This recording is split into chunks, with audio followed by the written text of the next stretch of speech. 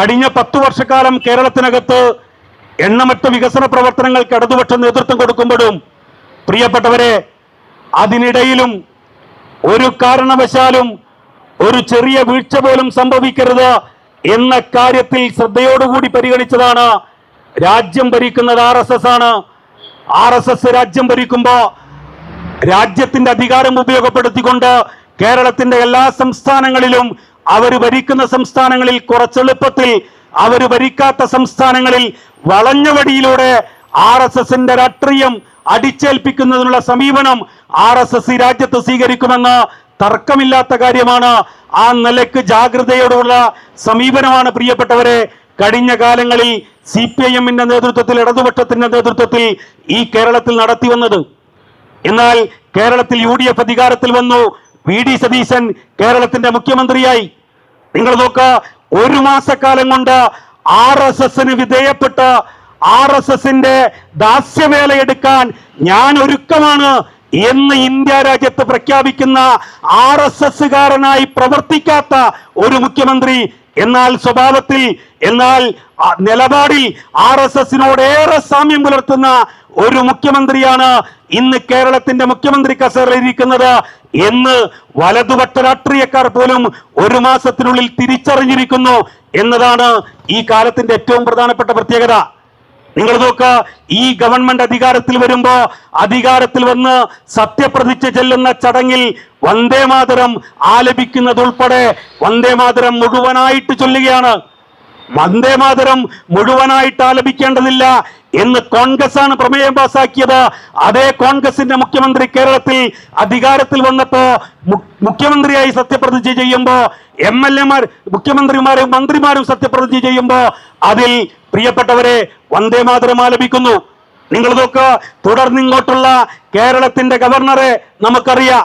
രാജ്യം ഭരിക്കുന്നത് RSS ആണ് എന്നതുകൊണ്ട് തന്നെ ഗവർണർമാരെ ഉപയോഗപ്പെടുത്തിക്കൊണ്ട് വിവിധ സംസ്ഥാനങ്ങളിൽ അവരുടെ രാഷ്ട്രീയം തിരികെ കയറ്റുന്നതിനുള്ള പ്രവർത്തനം RSSന്റെ നേതൃത്വത്തിൽ നടക്കുന്നുണ്ട്. അങ്ങനെ ഒരു ഗവർണർ ഈ കേരളത്തിലുമുണ്ട്. ആ ഗവർണർക്ക് തോന്നുന്നത് പോലെ കേരളത്തിലെ യൂണിവേഴ്സിറ്റികളിലെ വൈസ് ചാൻസലർമാരെ തീരുമാനിക്കുന്നു. കേരളത്തിലെ യൂണിവേഴ്സിറ്റികളിലെ സെനറ്റ് മെമ്പർമാരെ തോന്നുന്നത് പോലെ RSSന്റെ നേതാക്കന്മാർ, അതുപോലെ തന്നെ കഴിഞ്ഞ തെരഞ്ഞെടുപ്പിൽ BJPയുടെ സ്ഥാനാർത്ഥിയായി മത്സരിച്ചവർ ഉൾപ്പെടെ സെനറ്റിലേക്ക് തെരഞ്ഞെടുക്കപ്പെടുന്നു. കേരളത്തിന്റെ മുഖ്യമന്ത്രി ആരാ? VD സതീശൻ. നിങ്ങൾ നോക്ക, VD സതീശൻ കേരളത്തിന്റെ മുഖ്യമന്ത്രി ആയിരിക്കുമ്പോ MG സർവകലാശാലയിൽ 30 സെനറ്റ് മെമ്പർമാരിൽ 19 പേർ RSSകാരാണ് എന്നതാണ് പ്രിയപ്പെട്ടവരെ ലജ്ജയോടുകൂടി നമ്മൾ ഓർക്കേണ്ട ഈ 1 മാസക്കാലത്തെ രാഷ്ട്രീയം. 19 പേർ ഒരു യൂണിവേഴ്സിറ്റിയുടെ സെനറ്റ് മെമ്പർമാരിൽ RSSകാർ കയറിയിരിക്കുന്നു എന്നതാണ് പ്രത്യേകത. എന്നിട്ടോ അതിനെതിരെ ഏതെങ്കിലും തരത്തിലുള്ള ഒരു പ്രതിഷേധം ഉയർത്തിക്കൊണ്ടുവരാൻ, എന്തെങ്കിലും ഒരു പ്രസ്താവന ഇറക്കാൻ എന്റെ ഗവൺമെന്റ്, ഞാൻ മുഖ്യമന്ത്രിയായിരിക്കുന്ന എന്റെ ഗവൺമെന്റ്, UDF ഗവൺമെന്റ് ഗവർണറുടെ ഈ നിലപാടിനെതിരാണ് എന്ന് പറയാൻ ഇതുവരെ കേരളത്തിന്റെ മുഖ്യമന്ത്രി തയ്യാറായിട്ടില്ല. ഇതുവരെ അതിലൊരു പ്രതിഷേധം രേഖപ്പെടുത്താൻ കേരളത്തിന്റെ മുഖ്യമന്ത്രി തയ്യാറായിട്ടില്ല. കേരളത്തിന്റെ ഉന്നത വിദ്യാഭ്യാസ വകുപ്പ് മന്ത്രി പറയുന്നത് ഗവർണറുമായി ഒരേറ്റുമുട്ടലിന് ഞങ്ങളില്ല എന്നാണ്.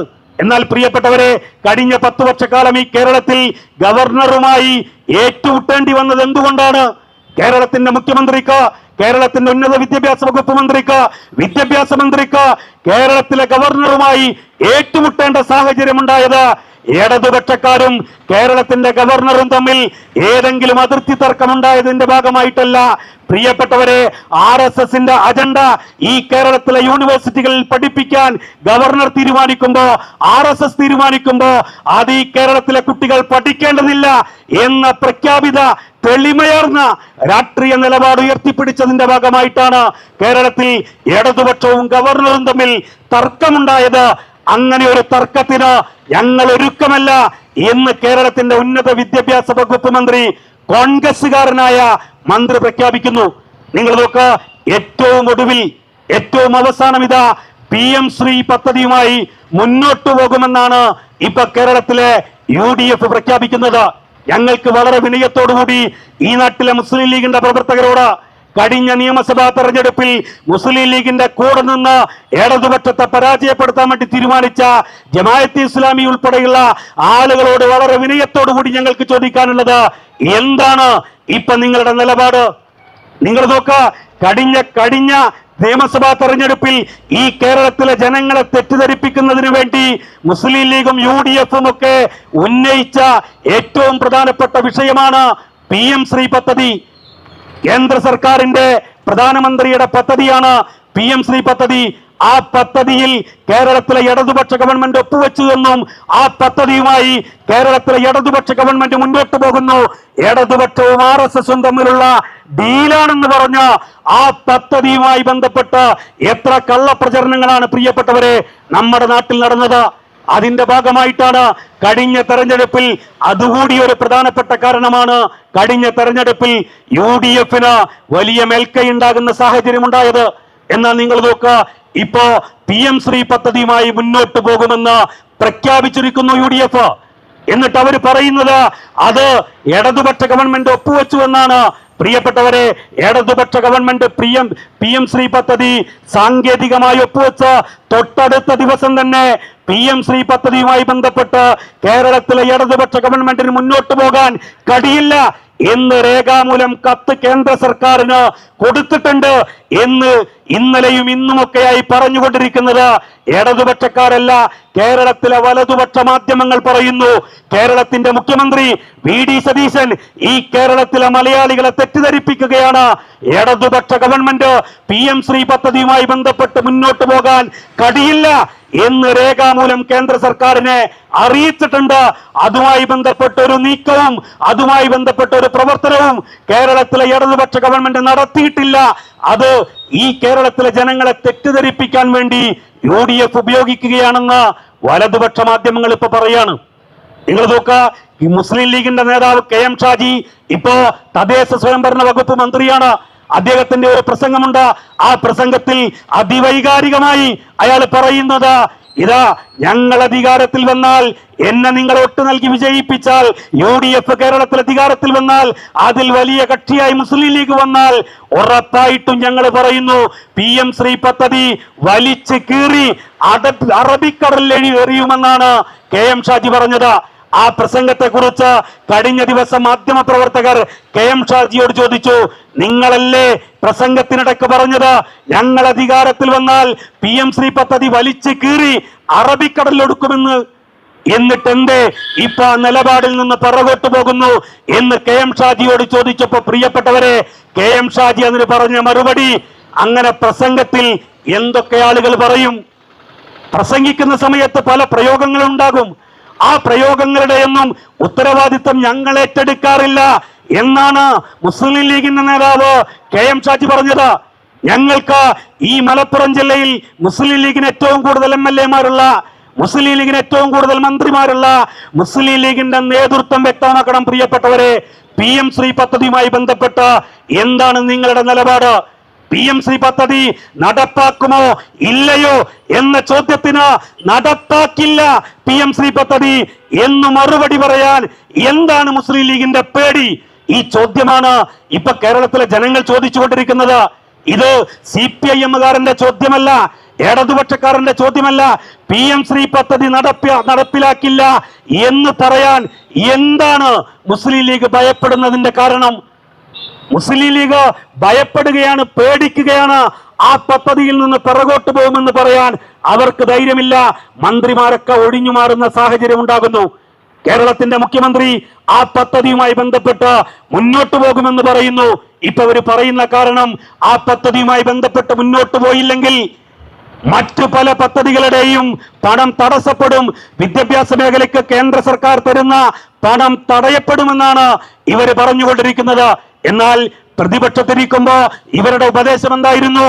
അങ്ങനെ PM ശ്രീ നടപ്പിലാക്കാത്തതിന്റെ പേരിൽ വിദ്യാഭ്യാസ മേഖലയിലെ പണം അനുവദിക്കുന്നത് കേന്ദ്ര സർക്കാർ തടഞ്ഞാൽ നിങ്ങൾക്കെന്താ, കോടതിയിൽ പോയി ഇതിനെ ചോദ്യം ചെയ്ത് ഈ പദ്ധതി കേരളത്തിൽ നടപ്പിലാക്കില്ല എന്ന് പ്രഖ്യാപിക്കണ്ടേ എന്ന് ഉപദേശിച്ച അതേ ആളുകൾ ഇപ്പൊ കേരളത്തിന്റെ അധികാര കസേരയിലിരിക്കുമ്പോ അവർക്കൊരു നിലപാട് പറയാൻ വേണ്ടി കഴിയുന്നില്ല. പത്രക്കാർ വളരെ സ്ട്രൈറ്റ് ആയിട്ടൊരു ചോദ്യം ചോദിച്ചു, പദ്ധതി നടപ്പിലാക്കുമോ ഇല്ലയോ? അതിലിപ്പോ മറുപടി പറയുന്നില്ല എന്നാണ് പല UDF-ന്റെ നേതാക്കന്മാരും പറഞ്ഞുകൊണ്ടിരിക്കുന്നത്. അതുകൊണ്ട് ഞങ്ങൾക്ക് വളരെ വിനയത്തോടുകൂടി ഈ നാട്ടിലെ ജനാധിപത്യ വിശ്വാസികളോട് സൂചിപ്പിക്കാനുള്ളത്, പ്രിയപ്പെട്ടവരെ, അധികാരം ഏറ്റെടുക്കുന്നതിന് മുമ്പ് കേരളത്തിന്റെ മുഖ്യമന്ത്രി ഇപ്പോ കേരളത്തിൽ തെരഞ്ഞെടുപ്പ് റിസൾട്ട് വരുന്നതിന് മുമ്പ് ഇപ്പൊ മുഖ്യമന്ത്രി ആയിരിക്കുന്ന VD സതീശൻ ചാർട്ടേഡ് ഫ്ലൈറ്റിൽ ഒരു ഫ്ലൈറ്റ് ചാർട്ടർ ചെയ്ത് എന്തിനാണ് ബാംഗ്ലൂരിൽ പോയത് എന്നും അവിടെ പോയി ആരുമായിട്ടൊക്കെയാണ് ചർച്ച നടത്തിയതെന്നും ആ ചർച്ചയുടെ റിസൾട്ട് ഇന്നത്തെ ആദ്യത്തെ ബഡ്ജറ്റിനകത്ത് ആ ചർച്ചയുമായി ബന്ധപ്പെട്ട റിസൾട്ട് പുറത്തു വരികയാണ്. ഈ കേരളത്തിന്റെ സർവ്വ മേഖലയും സ്വകാര്യ മേഖലയ്ക്ക് അദാനിക്കുൾപ്പെടെ തീരെഴുതുന്ന തീരുമാനം ഇതാ UDF-ന്റെ നേതൃത്വത്തിൽ പ്രിയപ്പെട്ടവരെ കേരളത്തിൽ സ്വീകരിക്കുകയാണ്. അതുകൊണ്ട് വരും നാളുകൾ കേരളത്തിൽ ഇടതടവില്ലാത്ത പ്രക്ഷോഭത്തിന്റെ കാലമാണ് എന്നോർമ്മപ്പെടുത്തിക്കൊണ്ട്, പ്രിയപ്പെട്ടവരെ, രാജ്യം ഭരിക്കുന്ന RSS-ന് ഈ കേരളത്തിന്റെ വിദ്യാഭ്യാസ മേഖലയെ പണയം വെക്കാൻ അനുവദിച്ചുകൂടാ. കേരളത്തിന്റെ വിദ്യാഭ്യാസ മേഖലയിൽ നിന്ന് പഠിച്ച് പുറത്തിറങ്ങുന്ന കുട്ടി അവന്റെ മസ്തിഷ്കത്തിൽ RSS-ന്റെ ആശയം കയറ്റിവെച്ച് പുറത്തിറങ്ങുന്ന സാഹചര്യം ഈ കേരളത്തിൽ ഉണ്ടായിക്കൂടാ. അതിന് ഇടതടവില്ലാത്ത പ്രക്ഷോഭത്തിന് ഈ കേരളത്തിൽ നേതൃത്വം കൊടുക്കേണ്ടി വരും. CPIM അത്തരം പ്രവർത്തനങ്ങൾക്ക് നേതൃത്വം കൊടുക്കുമ്പോ അതിന്റെ കൂടെ ഈ നാട്ടിലെ ജനാധിപത്യ വിശ്വാസികൾ ഉണ്ടാകണം എന്ന് മാത്രം സൂചിപ്പിച്ചുകൊണ്ട്, പ്രിയപ്പെട്ടവരെ, ഈ CPIM-ന്റെ തവനൂർ ഏരിയ കമ്മിറ്റിയുടെ നേതൃത്വത്തിൽ ഇന്ന് സംഘടിപ്പിക്കുന്ന ഈ പ്രതിഷേധ യോഗത്തിൽ എത്തിച്ചേർന്ന മുഴുവൻ സഖാക്കളെയും ഈ യോഗത്തിലേക്ക് ഏറെ സ്നേഹത്തോടു കൂടി സ്വാഗതം ചെയ്യുകയാണ്. അതുപോലെ തന്നെ ഈ പരിപാടി ഉദ്ഘാടനം ചെയ്തുകൊണ്ട് സംസാരിക്കുന്നത് പാർട്ടിയുടെ ജില്ലാ കമ്മിറ്റി അംഗം സഖാവ് സിന്ധുവച്ചിയാണ്. ഏറെ സ്നേഹത്തോടു കൂടി അവരെ ഈ പരിപാടിയിലേക്ക്, ഈ പ്രതിഷേധ യോഗത്തിലേക്ക് സ്വാഗതം ചെയ്യുകയാണ്. അതുപോലെ ഈ പരിപാടിയുടെ അധ്യക്ഷ സ്ഥാനം ഏറ്റെടുക്കുന്നത് പാർട്ടിയുടെ ഏരിയ കമ്മിറ്റി അംഗം സഖാവ് മുനീറാണ്. മുനീറിനെ ഈ പരിപാടിയിലേക്ക് സ്വാഗതം ചെയ്യുന്നു. അതുപോലെ തന്നെ പാർട്ടി ഏരിയ സെന്റർ സഖാവ് ഫിറോസ്ക, മറ്റു പ്രിയപ്പെട്ട സഖാക്കൾ, പാർട്ടി നേതാക്കന്മാർ, നാട്ടുകാർ എല്ലാവരെയും ഈ പരിപാടിയിലേക്ക് ഏറെ സ്നേഹത്തോടു കൂടി സ്വാഗതം ചെയ്തുകൊണ്ട് ഈ പ്രതിഷേധ യോഗത്തിന്റെ അധ്യക്ഷ സ്ഥാനം ഏറ്റെടുക്കുന്നതിന് വേണ്ടി സഖാവ് മുനീറിനോട് അഭ്യർത്ഥിച്ച് ഞാൻ അവസാനിപ്പിക്കുന്നു.